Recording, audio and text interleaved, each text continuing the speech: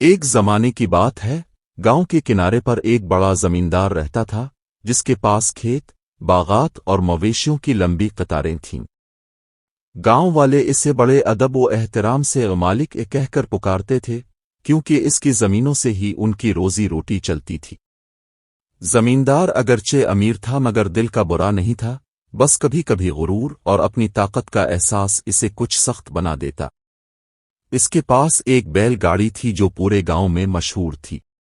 دو سفید، چمکدار، مضبوط بیل اس گاڑی کو کھینچتے، اور جب وہ بیل گاڑی گاؤں کی گلیوں سے گزرتی تو سب بچے دوڑتے ہوئے دیکھنے آ جاتے۔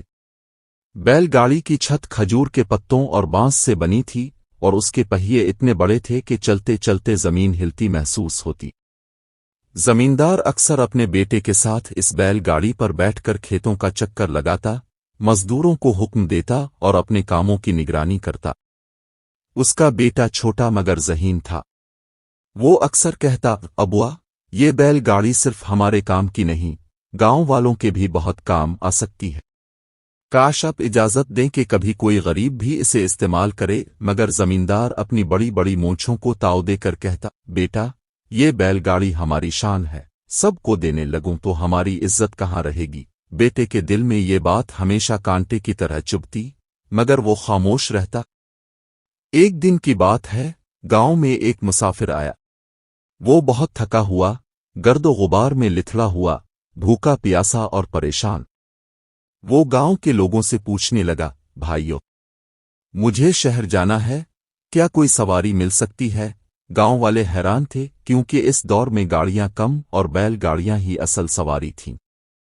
سب نے کہا، بھائی، یہاں صرف زمیندار کی بیل گاڑی ہے، اگر وہ چاہے تو تمہیں پہنچا دے۔ مسافر امید بھری نظروں سے زمیندار کے پاس گیا اور ہاتھ جوڑ کر بولا، مالک، خدا کے لیے میری مدد کر دیں، مجھے شہر جانا ہے، راستہ دور ہے، پیدل جانا مشکل ہے، اب اپنی بیل گاڑی پر مجھے پہنچا دیں تو دعا دوں گا۔ زمیندار نے اپنی گردن اکڑی اور غرور سے بولا، میری بیل گاڑی ہر ایک کے لیے نہیں، یہ میری شان ہے، پیدل جانا ہے تو جاؤ، یہ بیل گاڑی عام لوگوں کے لیے نہیں بنی۔ مسافر کے آنکھوں میں آنسو آ گئے، اس نے دھیمی آواز میں کہا، مالک، دنیا کی شان ہمیشہ نہیں رہتی، کبھی کسی غریب کی دعا بھی بڑے سے بڑے غرور کو توڑ دیتی ہے۔ یہ کہہ کر وہ وہاں سے چلا گیا۔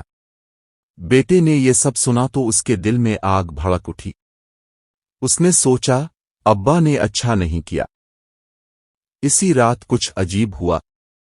جب زمیندار اپنے بیٹے کے ساتھ بیل گاڑی پر سوار ہو کر کھیتوں سے واپس آ رہا تھا، اچانک راستے میں بیل گاڑی کیچڑ میں دھنس گئی۔ دونوں بیلوں نے بہت زور لگایا مگر گاڑی ذرا بھی نہ ہلی۔ زمیندار اتر کر زور لگانے لگا، بیٹے نے بھی مدد کی، لیکن گاڑی پھنس چکی تھی۔ اتنے میں وہی مسافر دوبارہ وہاں آ گیا۔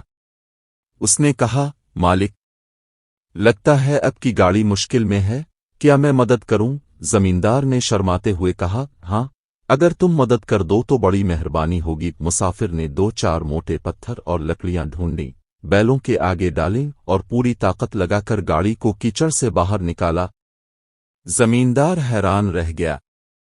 اس نے سوچا، جسے میں نے دھتکارا تھا وہی آج میری مدد کو آیا۔ بیٹا مسکرا کر بولا، ابا، دیکھا، غریب کی دعا اور نیت کتنی صاف ہوتی ہے۔ زمیندار خاموش رہا، لیکن اس کے دل پر یہ بات نقش ہو گئی۔ اس رات زمیندار کو نیند نہ آئی۔ وہ کروٹیں بدلتا رہا اور سوچتا رہا کہ آخر یہ شان و شوکت کس کام کی اگر انسانیت کے کام نہ آئے۔ اس نے فیصلہ کیا کہ کل سے اس کی بیل گاڑی صرف اس کی نہیں رہے گی، بلکہ ہر اس شخص کے لیے ہوگی جسے ضرورت ہو۔ اگلے دن جب وہ گاؤں کے چوک پر آیا تو سب کو بلا کر اعلان کیا، آج سے یہ بیل گاڑی کسی ایک کی نہیں، سب کی ہے۔ جسے ضرورت ہو وہ لے جا سکتا ہے، چاہے کھیتوں کے لیے ہو یا سفر کے لیے۔ گاؤں والے حیران رہ گئے۔ کسی کو یقین نہ آیا کہ غرور والا زمیندار یہ اعلان کرے گا، مگر زمیندار نے ہنستے ہوئے کہا، کل ایک مسافر نے مجھے سبق دیا ہے کہ غرور انسان کو اندھا کر دیتا ہے، مگر نیکی ہمیشہ باقی رہتی ہے۔ اس دن کے بعد بیل گاڑی گاؤں کی سواری بن گئی۔ کوئی بیمار ہوتا تو اسے اسپتال پہنچانے کے لیے یہی بیل گاڑی استعمال ہوتی، کوئی شادی بیاہ ہوتا تو دلہن کو اسی پر بٹھا کر لے جایا جاتا، کوئی دور دراز بازار جاتا تو سامان لاد کر لے جاتا۔ گاؤں والے خوش تھے اور زمیندار کے بیٹے کے دل میں سکون تھا۔ وہ جانتا تھا کہ اس کے ابا نے صحیح فیصلہ کیا ہے۔